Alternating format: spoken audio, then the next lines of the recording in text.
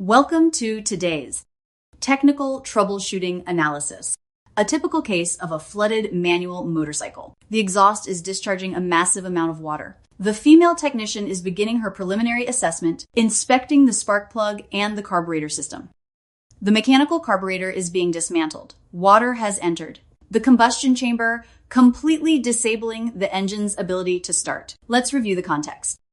This is a mountainous area with complex terrain that is highly prone to flooding. Heavy rains and flash floods have inundated the roads, bringing along large amounts of mud and household waste. Locals are struggling to clear the water flow at a spillway cut off by the floodwaters. The sheer force of the floodwater is the number one enemy of small internal combustion engines. This young man risked pushing his motorcycle through the flooded area. As a result, water flowed backward through the exhaust and penetrated the air filter, going straight into the carburetor and combustion chamber of the engine block. The hydrolock phenomenon might not have destroyed the connecting rod yet, but the ignition system is completely paralyzed. Attempting to kickstart the engine right now is useless and could further damage the exhaust valve assembly. He was forced to push the stalled motorcycle over a long distance in search of help.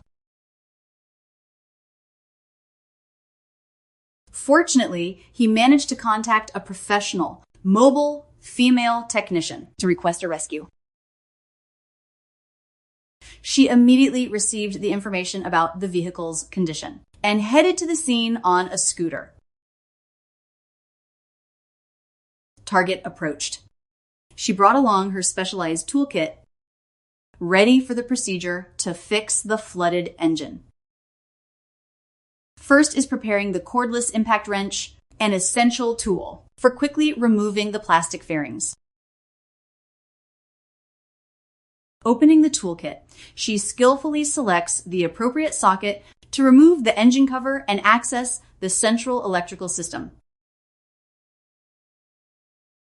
The impact wrench works efficiently, quickly removing the protective screws of this single-cylinder engine block. The first core diagnostic step, pulling out the spark plug boot. Water has certainly infiltrated and short-circuited the ignition coil.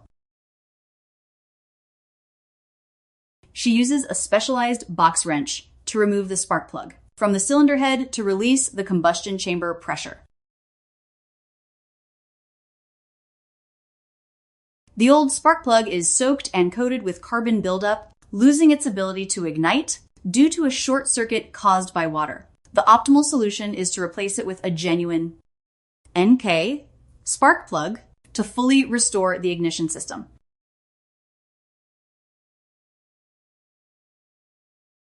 The new spark plug is wiped clean and thoroughly checked for its electrode gap before being installed into the cylinder head. The NGK spark plug is carefully inserted into the threaded hole on the cylinder head to prevent cross-threading.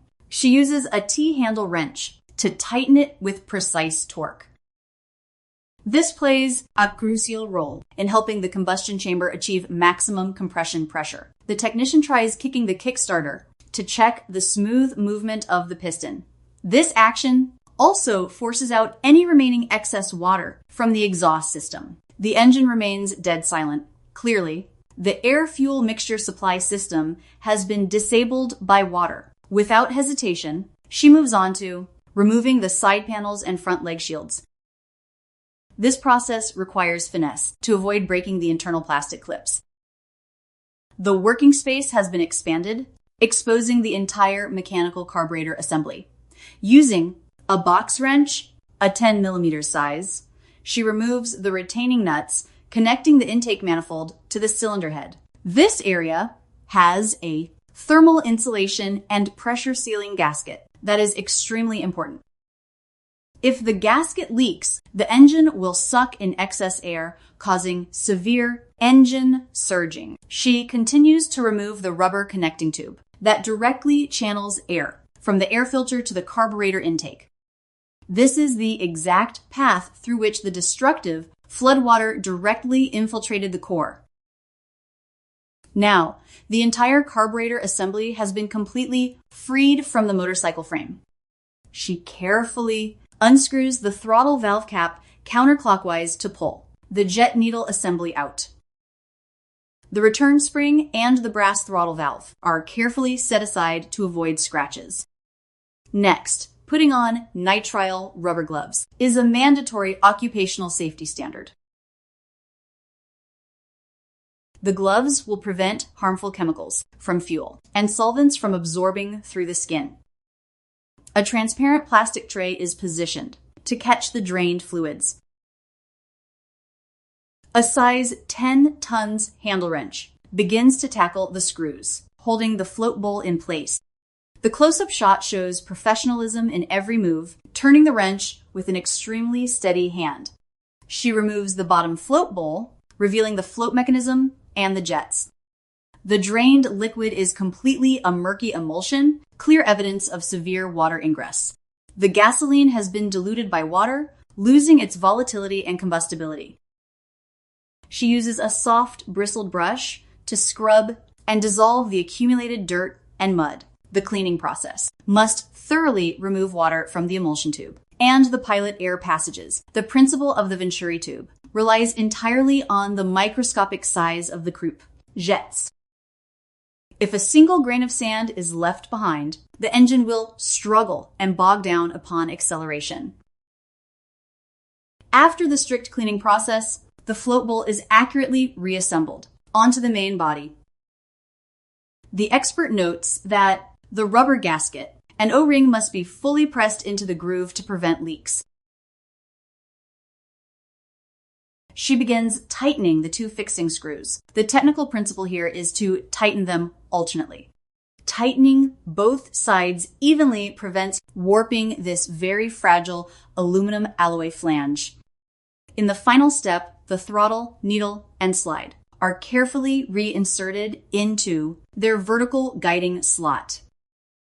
The threaded cap on top of the carburetor is hand tightened, ensuring absolute sealing for the vacuum chamber. She places the carburetor back into position on the intake manifold, ready to secure it with the mounting bolts. The battery-powered impact wrench once again proves its power, helping to save maximum operating time. Decisive actions with just enough torque to tightly compress the insulator gasket without cracking the intake manifold flange. The protective gloves are removed after completing the part of the job that involved direct contact with solvents. The fuel line from the main gas tank is firmly reattached to the copper intake tube on the carburetor. She uses a box wrench, size 10, to fine-tune the final tightening torque, ensuring technical safety. The retaining clamps holding the rubber breather hoses and the air intake boot are also put back into their correct positions. Every single detail is manually checked for play to rule out any risk of errors. The basic hardware reassembly process is now complete. Now is the time to verify all the hard work. The ignition key is turned to the on position, supplying DC power to the CDI ignition system. The engine has responded positively, and the combustion chamber is operating normally again after the severe hydrolock incident. The idle is steady without any hesitation, proving that the jets and ignition circuit have coordinated perfectly. The female expert takes off her gloves and starts clearing the scene while letting the engine idle smoothly. Right at this moment, the phone rings. She delivers the good news to the owner and happily declines payment, a highly humanitarian act of support during a natural disaster where floods are causing so much hardship. The specialized tools, from the wrenches and socket set to the battery-powered impact driver, are all neatly packed away. The protective bag containing all the tools is picked up, leaving the site completely clean. Saying goodbye with a radiant smile, the female technician gets on her scooter to continue her next rescue mission.